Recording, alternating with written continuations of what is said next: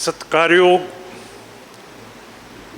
पंथ दे महान जथेदार साहबान, बीबी साहबान, प्रधान साहब, STPC दे निमरता साहब, तुहानूं सारिआं नूं निमरता सहित फतेह अर्ज करते हैं।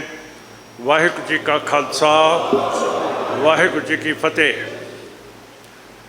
सिख कौम दे विच बंदी अज दी दिहाड़ी नहीं बने। गुरु नानक साहब नूं भी बाबर ने कैद किया सीगा, पर उन्हां दी रिहाई होई सीगी।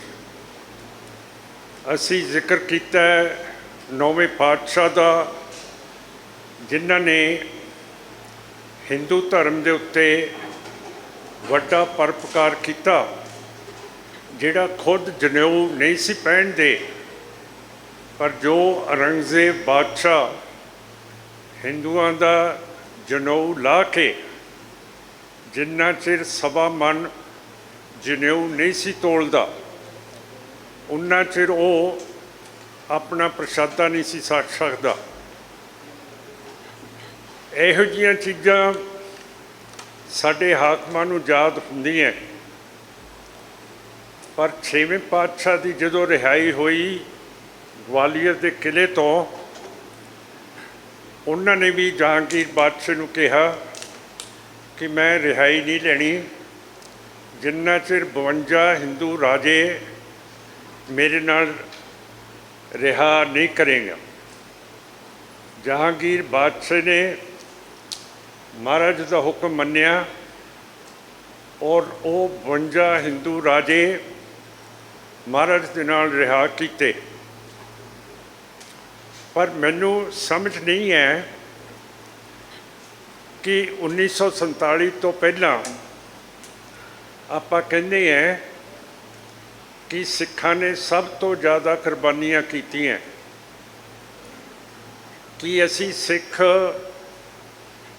कुर्बानी करन तो बाद फैसले करते हैं कि साडी मंग की है। कुर्बानियां करन दे नाल अंग्रेज़ इत्थों चलिया गया 1947 दे विच, ते राज किहनूं मिलिया? साडे हिंदू भरा नूं ते मुसलमान भरा नूं। मुसलमान नूं पाकिस्तान, हिंदू नूं इंडिया। जिहड़ी अज इत्थे बैठक है, ये ताईं बैठक है कि पाकिस्तान दे विच अज सिख मुसलमान दे गुलाम है, ते इंडिया दे विच असी हिंदू दे गुलाम है। कि हुण सारे जीवनां दे विच असी अपनी तकदीर का फैसला नहीं करांगे, किसी हत्थ दे विच फड़ावांगे? हुण भुल्लर साहब नूं फांसी की सज़ा मिली सी। 3 जजां दा बेंच बैठिया, जिहड़ा चीफ जस्टिस, जिहड़ा चीफ जज सी, वो मुसलमान सी। जिहड़े 2 जज सीगे होर, वो हिंदू धर्म दे सीगे। जिहड़ा मुसलमान धर्म का जज सी शाह, उसने भुल्लर साहब नूं रिहा करता, बिल्कुल रिहा करता। पर जिहड़े 2 दूजे जज सी, उन्होंने फांसी की सज़ा देती। चलो जे 2 जजां ने फांसी की सज़ा दी है, ये फैसला सर्वसम्मति के नाल तो नहीं ना होया, फिर कैद कर देंदे। पर फिर उन्हां दे लई भी रस्सी तैयार हो गई। उस वक्त असी मैंबर पार्लीमेंट सीगे, बादल साहब, ढींसा साहब, शायद भुंदड़ साहब भी नाल सीगे, जोरा सिंह मान साहब, तुड़ साहब, असी सारे अडवाणी नूं मिले, जिहड़ा होम मिनिस्टर सीगा, ते उन्होंने कहा कि भुल्लर साहब नूं फांसी नहीं देनी चाहिए। वो बोलिया तो कुछ है नहीं, पर वो इशारा सी उहदा कि मैं तुहाडे नाल सहमत हां।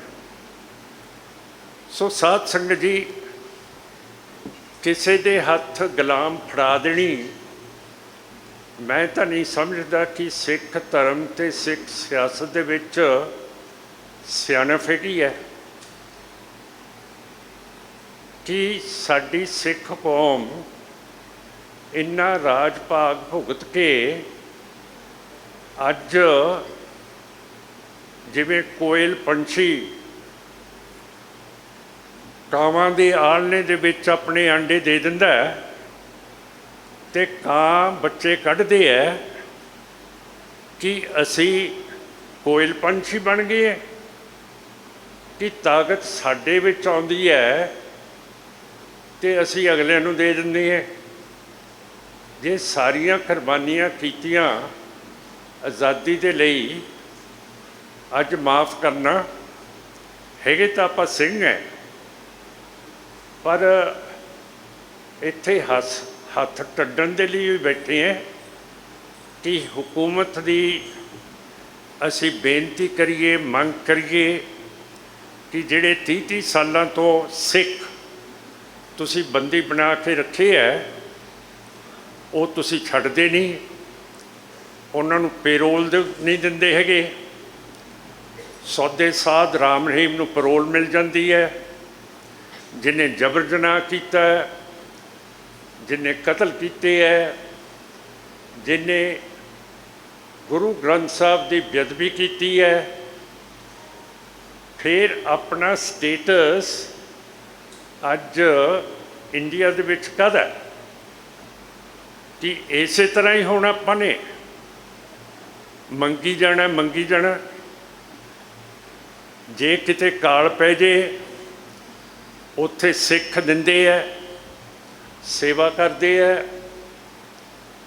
कोई तकलीफ आ जाए उत्थे सेवा करते हैं। पर सानू 1947 तो बाद मंगते बनाता है। और साडी पार्टी ने यतन कीते सीगे बरगाड़ी दे विच 2018 दे विच मोर्चा लाया सी। कैप्टन अमरिंदर सिंह जी सरकार ने अपने 2 नुमाइंदे रंधावा साहब ते बाजवा साहब भेजे सीगे और साडे नाल वायदा कीता सीगा कि वो बंदियां नूं छड्डणगे ते जिहड़े बरगाड़ी दरबार साहब की बेइज्जती करने वाले सीगे उन्हां नूं पकड़िया जाऊगा। थोड़ा जिहा सानू आराम मिलिया। उस मोर्चे दे विच कई पुराने सिख जेलों के विचों छुट्टे, कईयां नूं पैरोल मिलेगी, पर पूरा वायदा सरकार ने नहीं किया है।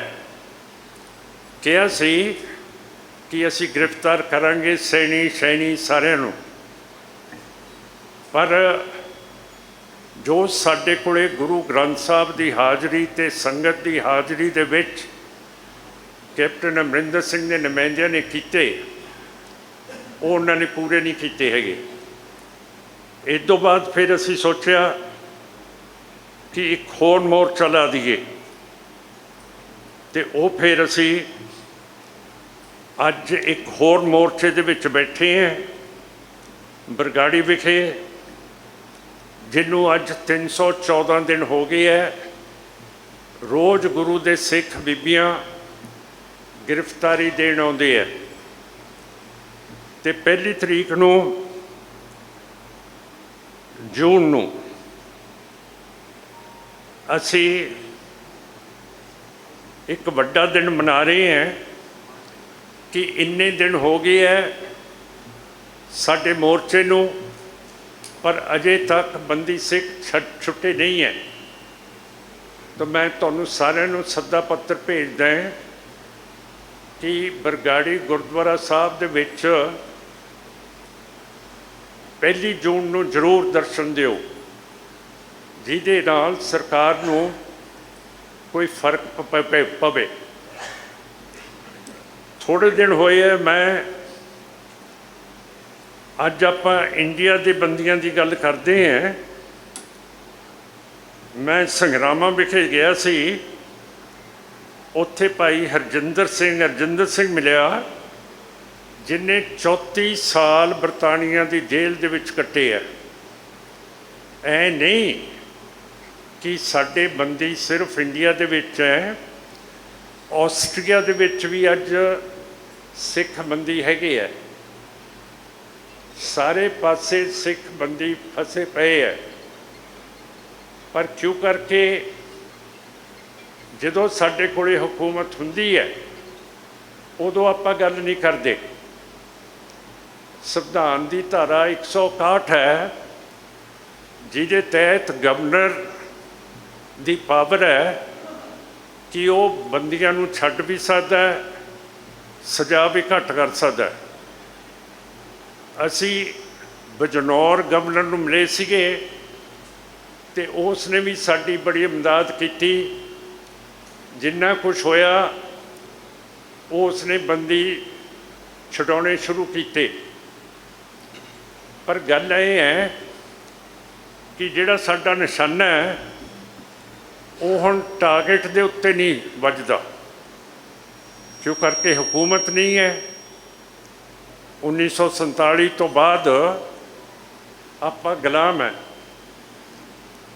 ਅਤੇ ਪ੍ਰਧਾਨ ਸਾਹਿਬ ਨੂੰ ਮੈਂ ਬੇਨਤੀ ਕਰਦਾ ਕਿ ਇੱਕ ਵਫਦ ਫੇਰ ਬਣਾਉਣ, ਜਿਹੜਾ ਮੌਜੂਦਾ ਗਵਰਨਰ ਹੈ ਉਹਦੇ ਕੋਲੇ ਵੀ ਇੱਕ ਯਾਦ ਪੱਤਰ ਦਈਏ ਕਿ ਸਾਡੇ ਜਿਹੜੇ ਵੀ ਬੰਦੀ ਹੈਗੇ ਆ ਉਹਨਾਂ ਨੂੰ ਪੂਰੀ ਤਰ੍ਹਾਂ ਰਿਹਾ ਕੀਤਾ ਜਾਵੇ।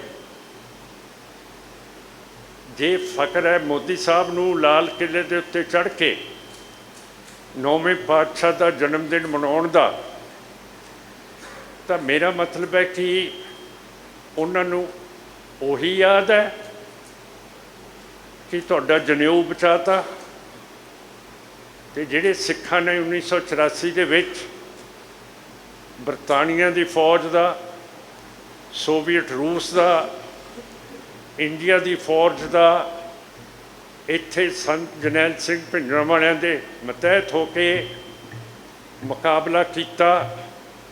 72 ਦਿਨ ਇਹ ਤਕੜੀਆਂ ਦੁਨੀਆ ਦੀਆਂ ਫੌਜਾਂ ਅੰਦਰ ਨਹੀਂ ਵੜਨ ਦਿੱਤੀਆਂ ਉਸ ਯੋਧੇ ਨੇ। ਸੋ ਸਾਧ ਸੰਗਤ ਜੀ, ਉਸ ਨੂੰ ਵੀ ਕਦੇ ਕਦੇ ਆਪਾਂ ਯਾਦ ਰੱਖੀਏ, ਉਹਦੀ ਵੀ ਫੋਟੋ ਇਸ ਹਾਲ ਦੇ ਵਿੱਚ ਹੋਵੇ। ਇਹ ਸਾਡੀ ਪਾਰਲੀਮੈਂਟ ਹੈ, ਇੱਥੇ ਜਥੇਬੰਦੀ ਆ ਕੇ ਫੈਸਲੇ ਕਰਦੀ ਹੈ, ਗੁਰਮਤੇ ਕਰਦੀ ਹੈ। ਔਰ 1946 ਦੇ ਵਿੱਚ ਇਸੇ ਦਰਬਾਰ ਦੇ ਵਿੱਚ ਸਰਬਸੰਮਤੀ ਦੇ ਨਾਲ STPC ਨੇ ਮਤਾ ਪਾਸ ਕੀਤਾ ਸੀ ਕਿ ਸਾਨੂੰ ਖਾਲਿਸਤਾਨ ਚਾਹੀਦਾ। ਉਹਦੇ ਵਿੱਚ ਮਾਸਟਰ ਤਾਰਾ ਸਿੰਘ ਵੀ ਸੀ, ਗਿਆਨੀ ਕਰਤਾਰ ਸਿੰਘ ਵੀ ਸੀ, ਨਾਗੋ ਕੇ ਸਾਹਿਬ, ਸਾਰੇ ਵੱਡੇ ਵੱਡੇ ਜਥੇਦਾਰ ਸੀਗੇ। ਇਹ ਮੈਂ ਗਪੌੜਾ ਨਹੀਂ ਮਾਰ ਰਿਹਾ, ਇਹ ਸਾਡੇ ਬਜ਼ੁਰਗਾਂ ਨੇ ਇਸ ਹਾਲ ਦੇ ਵਿੱਚ ਖਾਲਿਸਤਾਨ ਦਾ ਮਤਾ ਪਾਸ ਕੀਤਾ ਹੋਇਆ। ਹੁਣ ਮੈਂ ਜ਼ਿਆਦਾ ਤਾਂ ਨਹੀਂ ਕਹਿਣਾ ਚਾਹੁੰਦਾ, ਮੈਂ ਚਾਹੁੰਦਾ ਕਿ STPC ਫੇਰ ਉਸ ਮਤੇ ਦੀ ਤਾਈਦ ਕਰੇ। ਸਾਡੇ ਹੱਥ ਦੇ ਵਿੱਚ ਕੁਛ ਹੋਣਾ ਚਾਹੀਦਾ। ਜੇ ਅਸੀਂ ਅਗਲੀ ਹਕੂਮਤ ਦੇ ਕੋਲੋਂ ਕੋਈ ਚੀਜ਼ ਮੰਗਣੀ ਹੈ, ਜਿਹੜਾ ਸਿੱਖ ਜੰਗਨਾਮਾ ਹੈ, ਅਸੀਂ ਸਿੱਧਾ ਦੁਸ਼ਮਣ ਦੇ ਉੱਤੇ ਹਮਲਾ ਨਹੀਂ ਕਰਦੇ। ਅਸੀਂ ਆਪਣਾ ਵਕਤ ਦੇਖ ਕੇ ਜਿੱਧਰ ਸਾਨੂੰ ਦਿਖੇ ਕਿ ਦੁਸ਼ਮਣ ਕਮਜ਼ੋਰ ਹੈ ਉੱਥੇ ਹਮਲਾ ਕਰ ਦਿੰਦੇ ਹਾਂ। ਹੁਣ ਮੈਂ ਫਤਿਹ ਤੋਂ ਪਹਿਲਾਂ ਇੱਕ ਨਾਅਰਾ ਮਾਰੂੰਗਾ ਕਿ ਜਿਹੜਾ 1946 ਦਾ ਖਾਲਿਸਤਾਨ ਦਾ ਮਤਾ ਹੈਗਾ STPC ਦਾ, ਉਸ ਨੂੰ ਫਿਰ ਆਪਾਂ ਹਰਾ ਕਰੀਏ और अपना प्रोग्राम बनाइए। हुण क्यों करके सिख कौम सीधा हमला नहीं करती। मैं जकारा बुलाऊँगा, तुसी हत्थ नहीं खड़े करने, हाँ दे जवाब दे विच। मैं इस तरह सारे देखी जाऊँगा, तुसी सज्जी अख दे नाल मैनू अख मार दिओ।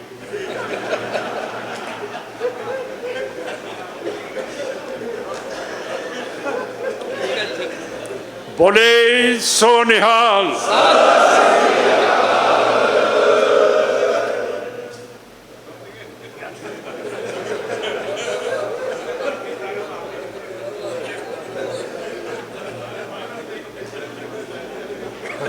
चलो प्रधान साहब मता पास हो गया खालिस्तान का। वाहिगुरू जी का खालसा, वाहिगुरू जी की फतेह।